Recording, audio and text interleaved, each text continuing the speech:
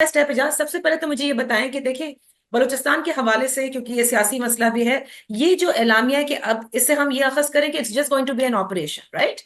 किसी किस्म की कोई बातचीत नहीं होगी, जैसे कि डॉक्टर अब्दुल मालिक कहते रहे या फिर अख्तर मेंगल साहब कहते रहे या दीगर जो हमारे बलोच नेशनलिस्ट लीडर हैं वो कहते रहे। So this is just going to be an operation now. देखिए नादिया, मैं नजूमी नहीं हूँ। मैं जो है मुस्तकबिल में देख नहीं सकता। लेकिन जो मैंने गुज़श्ता 15-20 साल में इंसदाद शोरश और इंसदाद दहशत गर्दी के हवाले से जो है वो दर्जनों के हिसाब से जो किताबें पढ़ी और जो आर्टिकल्स पढ़े और जो जिस ज़माने में हम ये कर रहे थे तो ज़मीन पर जाके देखा, तो उसका तो मैं आपको ये सिर्फ एक सादा सी बात कर सकता हूँ, और वो ये कि अगर आपने सियासी इत्तफाक राय जो है वो पैदा ना किया जिसकी वजह से आपको पॉलिटिकल और पब्लिक बाय इन मिलेगा, तो आपके जो काइनेटिक जो ऑपरेशंस हैं वो राइट। आप जितने मर्जी कर लें, ये पहिया घूम के उधर ही आता रहेगा। सही। सही। तो ये तो बात बिल्कुल वाज़ेह होनी चाहिए। इफ्तिखार ने बात की, एंड इनका नब्ज पर हाथ है, कि अगर तो ये इत्तफाक राय मुमकिन नहीं है, तो फिर सवाल ये पैदा होता है, जैसे मैंने पहले बात की थी, कि वो सियासी जमातें हैं जो कि आइन और कानून के दायरे में रहते हुए निज़ाम का हिस्सा हैं, अगर उनके साथ आप खलीज जो है वो पुर नहीं कर सकते, तो फिर बलूचिस्तान में जो सियासी इत्तफाक राय की ज़रूरत है और वो बहुत ज़्यादा पेचीदा और मुश्किल काम है, तो वो कैसे बिल्कुल मुमकिन हो। सही। बिल्कुल अब सही। फिर इसके अंदर अगर हम सिर्फ हाँ, गवर्नेंस की जो बात, जी। गवर्नेंस क्या होती है? गवर्नेंस का मतलब होता है कि आप आइन और कवानीन के दायरे में रहते हुए जो रियासत है उसका काम कैसे चलाएंगे। अभी हकीकत यह है कि देखें, आप ट्विटर बंद कर दें या जो मर्जी कर लें, और लोग जो है वो सड़कों पर निकल के एहतजाज ना कर पाए, वो एक अलग बात है। लेकिन जब उनके साथ आप गुफ्तगू करेंगे तो आपको पता चल जाएगा कि वो इस वक्त इस रियासत को और जिस तरीके से ये रियासत चल रही है या चलाई जा रही है उसको किस निगाह से देखते हैं। बिल्कुल सही। वो तो वो तो आप जो है सेंस ऑफ बिलोंगिंग जो है वो हथौड़े के जरिए तो नहीं आप किसी के सर के अंदर दाखिल कर सकते ना। उसके लिए तो ये एक वॉलंटरी चीज है कि जिसमें आप कहते हैं कि जी I am a Pakistani and I am proud to be a Pakistan. फिर एक अहम सवाल ये पैदा होता है कि ये जो इंसदाद दहशतगर्दी है या इंसदाद शोरश है, इसका जो है वो लीड कौन ले रहा है? ये कश्ती का नाखुदा है कौन? हम्म। कौन बना रहा है पॉलिसी? क्या हुकूमत बना रही है? यानी हुकूमत से मेरी मुराद है जो सिविलियन जो चेहरा है, जी। अ, या फिर ये फौज और आईएसआई बना रही है? फिर ये सवाल पैदा होता है कि क्या ये मुमकिन है कि आप मौसर पॉलिसी बनाएं सिविलियन इनपुट और बाय इन के बगैर, कि जिसके अंदर फिर आपको पहिया घूम के फिर आ जाता है सियासी इत्तफाक राय की तरफ। ये भी सवाल एक बहुत अहम है, और ये हम बहुत अरसे से लिख रहे हैं कि कौन सी फोर्सेस हैं जो इसको टैकल करेंगी।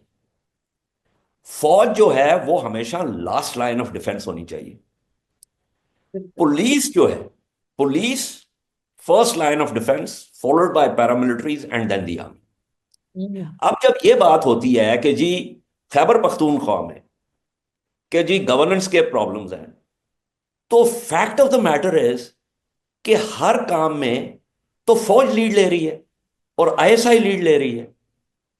तो फिर अगर आपने इस पूरे पैराडाइम को सर के बल खड़ा कर दिया है, तो फिर कैसे आप तवक्को करते हैं कि पुलिस और पैरामिलिट्री, उनके पास ना तो रिसोर्सेज हैं, ना उनके पास उस तरह की ट्रेनिंग है, ना उनके पास वो स्किल सेट्स हैं कि जिस जो जरूरी है। फिर एक और चीज ये मोर पैदा देन होती है। 20 ईयर्स से ज्यादा हो गए, तो फिर वो स्किल सेट्स क्यों नहीं आए? जबकि हमने सीटीडी बनाई, हमने क्या कुछ नहीं किया। और आज भी जिक्र ये था कि बलूचिस्तान में जो हथियार इस्तेमाल किए जा रहे हैं, वो as compare to what Balochistan के पास है, वो तो बिल्कुल भी कुछ भी नहीं है। वो तो इंटरनेशनल हथियार इस्तेमाल कर रहे हैं, क्योंकि जाहिर लिंकेजेस अफगानिस्तान से उसका जिक्र भी किया गया।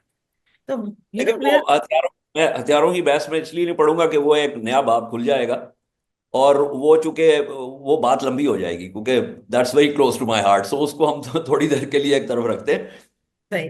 देखिए बात यह है कि 2016 में ये पुलिस की हम्म। बात हुई। 2016 में मैं डेरा इस्माइल खान में जाके जनरल तारिक खान का मैंने इंटरव्यू किया, कैपिटल टीवी के लिए। ठीक है, जनरल तारिक खान जो है he belongs to that area, Tank से ताल्लुक है।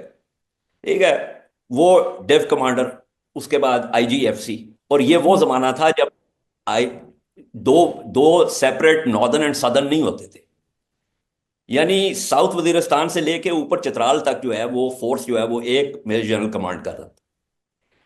तो उस जमाने में मैंने उनसे ये सवाल किया, and it's a matter of record, कि जी अमन कमेटियां, एंड ही सेड कि इससे ज्यादा बड़ी बेवकूफी की बात नहीं हो सकती। और अमन कमेटियां जो वो कौन चलाता था? हम्म। वो आपकी प्रीमियर इंटेलिजेंस एजेंसी चलाती थी। तो अब आप मुझे ये बताएं कि पुलिस क्या करे। यानी बेशुमार, I like to get Iftikhar's take on this. बेशुमार दफा आप जाके पूछ लें, हम तो फील्ड में काम करते रहे हैं ना, तो police officers will tell you कि जी हमने बंदे गिरफ्तार किए हैं और वो जैद बकर आके उनको छुड़ा के ले गए। तो फिर कैसे जो है वो पुलिस ऑपरेट करेगी या कैसे मौसर साबित होगी? यानी इसके अंदर बेशुमार चीजें हैं। सही। अब किसको नहीं पता कि ये जो ग्रुप्स हैं, बीएलए वगैरह, हम्म। जो बलोचिस्तान में माइंस है, उनसे एक्सटॉर्शन कौन करता है, भत्ता कौन लेता है, वो फंडिंग कैसे जाती है, जो ड्रग्स का और गन रनिंग का जो कारोबार हो रहा है, वो कैसे? उसमें हुकूमत की कौन सी जो है वो इदारे जो हैं वो उसमें इन्वॉल्व हैं। हैश हाईवे जो है अफगानिस्तान से शुरू होती है, बहरा अरब में जाती है, हर एक को पता है कि कौन से पॉइंट से किस पॉइंट से कहां पे जा रही है। बिल्कुल सही। ठीक है, आपने एक कॉन्फ्लिक्ट इकोनॉमी बना दी जिसके अंदर लोगों के हिस्से हैं। देखिए अगर ये बात करनी है ना कि दुरुस्तगी की तरफ जाना है, तो तो फिर फिर इस मामले को जो है ना खोलना पड़ेगा। और पहले पहले सच भी बोलना पड़ेगा एजाज क्योंकि वो तो मुझे खैर याद हमने पाकिस्तान बनने के बाद से अब तक ना अपने साथ बोला है ना कौम के साथ बोला है।